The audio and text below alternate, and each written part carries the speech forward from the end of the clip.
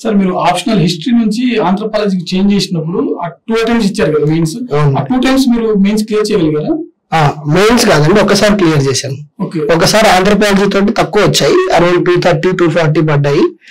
Next time 290 వచ్చాయి. ఆ year comfortable గా మెయిన్స్ క్లియర్ చేశాను, అంటే ఒక 30-40 మార్క్స్ తోటి. ఆ ఇయర్ ఇంటర్వ్యూ నాకు 170 మాత్రమే వచ్చాయి. సో అదే ఎథిక్స్ పేపర్ అనేది కొంచెం తగ్గింది ఆ ఇయర్. సో ఓవరాల్ గా కాంబినేషన్ లో చూసుకుంటే 4 మార్క్స్ తో పోయింది కట్ ఆఫ్. ఈ 6 అటెంప్ట్స్ తర్వాత మళ్ళీ మీరు ట్రై చేయలేదా సార్? అంటే నాకు మామూలుగా ఏంటంటే యూపీఎస్సీలో జనరల్ కేటగిరీకి 6 అటెంప్ట్స్ ఉంటాయి, or 32 age, whichever is the later. So నా అటెంప్ట్స్ ఎగ్జాస్ట్ అయిపోయాయి అప్పటికి. Okay sir. సార్ మీరు 6 టైమ్స్ ప్రిలిమ్స్ క్లియర్ చేశారు కదా సార్, చాలా మంది అంటే సెలెక్ట్ అయినటువంటి ఆస్పిరెంట్స్ ఎవరైతే ఉంటారో వాళ్ళందరూ ఏం చెప్తారంటే సిసాట్ పేపర్ చాలా టఫ్ ఉంటుందని చెప్తారు.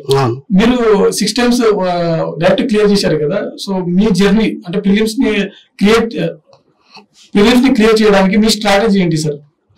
సో ప్రిలిమ్స్ లో 2 పేపర్స్ ఉంటాయండి, అందరికి తెలిసింది, GS1 అండ్ GS2. GS2 అనేది మీరు చెప్పే సిసాట్ పేపర్. సో GS1 వచ్చేసి జనరల్ స్టడీస్.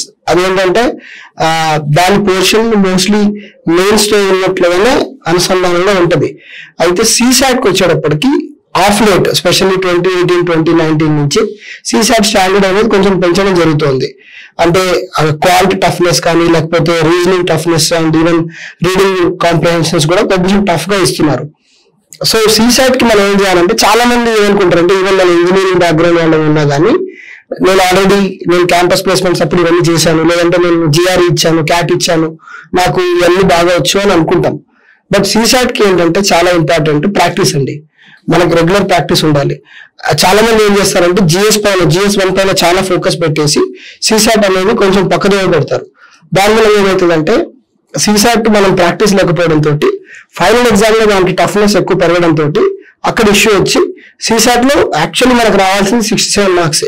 ఆ 67 మార్క్స్ కూడా కొంతమంది తెచ్చుకోలేకపోతున్నారు. So only thing is you have to practise more. ఎందుకంటే ఎంత ఎక్కువ ప్రాక్టీస్ చేస్తే సిసాట్ లో మీరు అంత కాన్ఫిడెంట్ గా వెళ్ళి ఎగ్జామ్ రాయొచ్చు.